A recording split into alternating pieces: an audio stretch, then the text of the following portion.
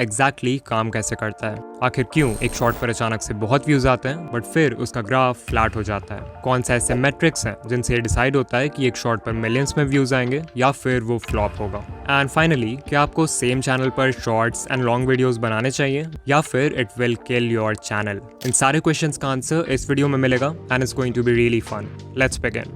So we know कि बड़े YouTubers के शॉर्ट्स पर व्यूज आते रहते हैं और आते ही रहते हैं। बट आपके केस में शॉर्ट अपलोड करते ही पहले तो 100 या इवन हजारों व्यूज आते हैं, बट देन व्यूज का ग्राफ कंप्लीटली फ्लैट हो जाता है। चलो समझते हैं कि ऐसा क्यों होता है। तो अभी से 1 साल पहले कॉलिन एंड समीर ने एक इंटरव्यू अपलोड किया था Todd Sherman and Rene Ritchie के साथ। अगर आप नहीं जानते तो ये दोनों ही यूट्यूब के ऑफिशियल एम्प्लॉइज हैं एंड टॉड तो स्पेशली यूट्यूब शॉर्ट्स के प्रोडक्ट लीड हैं, विच ऑब्वियसली मीन्स कि वो हमें शॉर्ट्स एल्गोरिदम के बारे में बहुत कुछ बता सकते हैं। इंटरव्यू के एक पार्ट में उन्होंने बताया कि आप जैसे ही एक शॉर्ट अपलोड करते हो तो एल्गोरिदम आपके शॉर्ट के लिए एक रैंडम सीड ऑडियंस फाइंड करता है। ये सीड ऑडियंस बेसिकली एक स्मॉल ग्रुप ऑफ व्यूअर्स होते हैं जिनके साथ एल्गोरिदम आपके शॉर्ट को टेस्ट करना चाहता है, बिकॉज उसे आपके चैनल और उसके कंटेंट के बारे में अभी ज्यादा कुछ नहीं पता है। यहाँ पे रैंडम वर्ड इंपॉर्टेंट है बिकॉज हो सकता है कि वो सीड ऑडियंस आपकी टारगेट ऑडियंस हो ही ना। इन व्यूअर्स को यूट्यूब रैंडमली सिलेक्ट करता है आपके शॉर्ट को टेस्ट करने के लिए। सो मान लो वो सीड ऑडियंस आपके शॉर्ट के साथ अच्छे से एंगेज नहीं करती है तो कुछ देर बाद यूट्यूब आपके व्यूज को फ्लैटलाइन कर देगा, मतलब फिर ना के बराबर व्यूज आएंगे उस पर। और जो थोड़े बहुत व्यूज आएंगे वो मोस्टली दूसरे ट्रैफिक सोर्सेस के होंगे।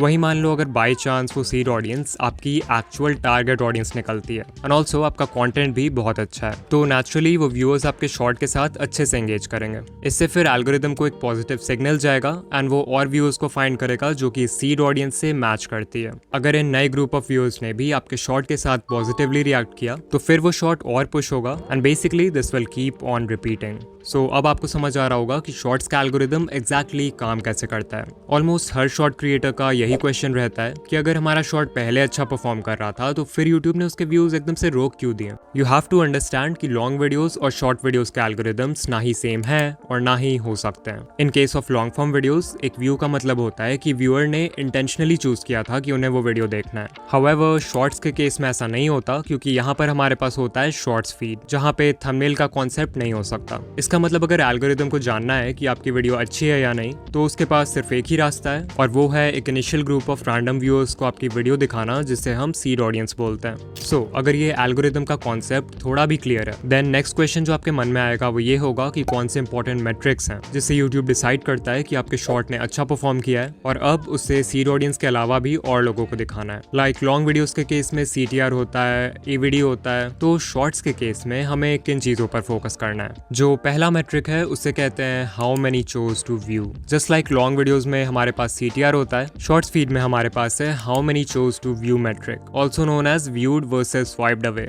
ये आपको बताएगा कि कितने परसेंटेज ऑफ व्यूअर्स आपके शॉर्ट को देखने के लिए रुके और कितनों ने देखने से पहले ही उसे स्वाइप कर दिया। जितने परसेंटेज ऑफ व्यूअर्स शॉर्ट देखने के लिए रुकेंगे ऑफ कोर्स सिर्फ उनके ही व्यूज काउंट होंगे। यहाँ पर शायद आपके मन में ये भी क्वेश्चन आए कि एक व्यूअर को शॉर्ट कितने सेकंड्स तक देखना होगा जिससे एक व्यू काउंट हो। तो ये क्वेश्चन कॉलिन ने भी इंटरव्यू में पूछा था, जिसके रिप्लाई में टॉड ने कहा कि यूट्यूब ने आज तक पब्लिकली कभी नहीं बताया है कि what counts as a view. So वो एग्जैक्टली तो नहीं बता सकते, बट हाँ जो एल्गोरिदम है वो इंटेंशनैलिटी मेजर करने की कोशिश करता है, यानी कि अगर उसे लगता है कि व्यूअर इंटेंशनली रुका है वीडियो देखने के लिए तभी जाकर वो उस व्यू को रजिस्टर करेगा, अदरवाइज डिस्कार्ड कर देगा। फिर नेक्स्ट क्वेश्चन है कि ये viewed versus swiped away percentage कितना होना चाहिए। तो आप लोग पैडी गैलोवे को जानते होंगे, he is a YouTube strategist and ये बहुत सारे बड़े क्रिएटर्स के साथ काम कर चुके हैं इंक्लूडिंग मिस्टर बीस्ट। तो पिछले साल पैडी और उनकी टीम ने एक स्टडी कंडक्ट किया था जहां उन्होंने 5000 से ज्यादा शॉर्ट्स को स्टडी किया across 33 YouTube channels in different niches. According to his study, shorts जिनका व्यूड परसेंटेज 60% और उससे कम था उन शॉर्ट्स ने उतना अच्छा परफॉर्म नहीं किया।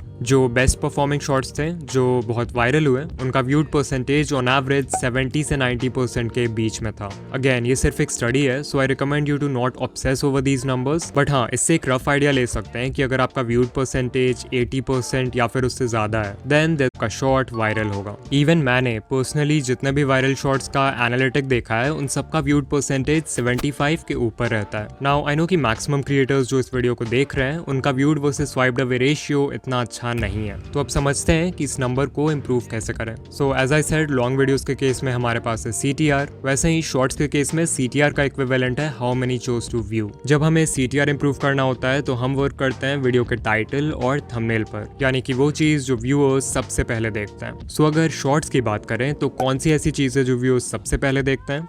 You're right, उसके पहले 3 सेकंड्स। सो ये कहना गलत नहीं होगा कि आपके शॉर्ट के स्टार्ट के कुछ सेकंड्स यानी कि उसका हुक वही रोल प्ले करता है जो लॉन्ग वीडियोस के केस में टाइटल एंड थंबनेल का है। अब लॉन्ग वीडियो में तो हमारे पास 30 सेकंड्स होते हैं व्यूअर को हुक करने के लिए, शॉर्ट्स में हमारे पास है सिर्फ 3 seconds and this is why इन दोनों फॉर्मेट्स में हुक क्रिएट करना is very different. But even though long form and shorts need different types of hooks, दोनों का फाउंडेशन सेम है एंड दैट इज कि आपको व्यूअर्स के माइंड में क्यूरियोसिटी स्पार्क करना है इन सम फॉर्म। ये क्यूरियोसिटी आप बहुत चीजों से क्रिएट कर सकते हो। For example, depending on the type of video you are creating, आप अपने हुक में कुछ लाइंस बोल सकते हो जिससे कोई भी व्यूअर जो माइंडलेसली स्क्रॉल किए जा रहा है वो इमीडिएटली रुक जाएगा। जैसे कि आप शॉर्ट के स्टार्ट में बोल सकते हो एक्स स्टॉप स्क्रॉलिंग। ये एक बहुत ही पॉपुलर हुक है जहां पर X is your target audience. Like मेरे चैनल की टारगेट ऑडियंस है यूट्यूबर्स, सो अगर मैं किसी भी टॉपिक पर शॉर्ट बना रहा हूँ तो उसके स्टार्ट में I can say YouTubers stop scrolling and ये एक बहुत ही अच्छे हुक का काम करेगा। फिर एक और लाइन है, आई एम श्योर आप ABC के बारे में नहीं जानते। यहाँ ABC को सिंपली उस चीज से रिप्लेस कर दो जिसके बारे में आपकी वीडियो है। एग्जाम्पल, आई एम श्योर आप इस यूट्यूब सेटिंग के बारे में नहीं जानते। आई एम श्योर आप इस रेसिपी के बारे में नहीं जानते। आई एम श्योर आप इस नए माइनक्राफ्ट अपडेट के बारे में नहीं जानते।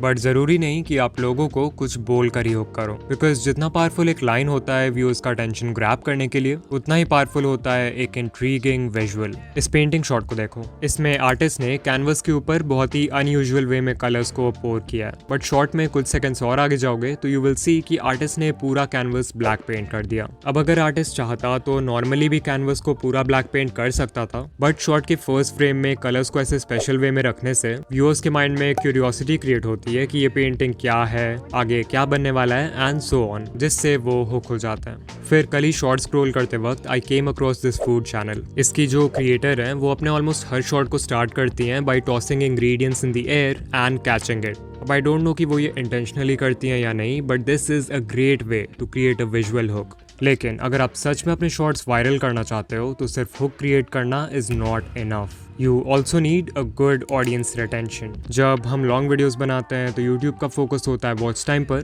बिकॉज एल्गोरिदम चाहता है कि आपका कंटेंट ज़्यादा से ज़्यादा टाइम के लिए व्यूअर को प्लेटफॉर्म पर बनाए रखे। दैट्स वाई अगर कोई वीडियो मान लो 1 घंटे की है और एक एवरेज व्यूअर उसे सिर्फ 15 मिनट्स के लिए देख रहा है, तो भले ही उसका रिटेंशन बुरा है, एल्गोरिदम उस वीडियो को बहुत प्रमोट करेगा बिकॉज वो व्यूअर्स को 15 मिनट्स के लिए यूट्यूब पर बनाए रखता है। लेकिन शॉर्ट्स के केस में इट्स डिफरेंट। यहाँ पर यूट्यूब को AVD से उतना मतलब नहीं है। Instead, the algorithm looks at audience retention. यहाँ पर अगर audience retention 25% है तो काम नहीं चलने वाला। जो बेस्ट परफॉर्मिंग शॉर्ट्स होते हैं उनका रिटेंशन 90-100% के बिल्कुल क्लोज होता है, या फिर उससे भी ज्यादा होता है अगर व्यूअर्स शॉर्ट को दोबारा देखते हैं। लेकिन ऐसा भी नहीं है कि शॉर्ट्स एल्गोरिदम को AVD से बिल्कुल ही फर्क नहीं पड़ता। पैडी गैलोवे की स्टडी के अकॉर्डिंग जिन शॉर्ट्स का AVD ज्यादा था उन्होंने ज्यादा अच्छा परफॉर्म किया as compared to others with lower AVD। तो इस बात को याद रखना अगर आप सोच रहे हो कि 5 सेकंड्स के शॉर्ट्स बनाकर 100% रिटेंशन ले आओगे और वायरल हो जाओगे। आई एम श्योर इतना सब कुछ सुनने के बाद आप कंफ्यूज हो गए हो कि शॉर्ट्स के लिए बेस्ट लेंथ क्या है।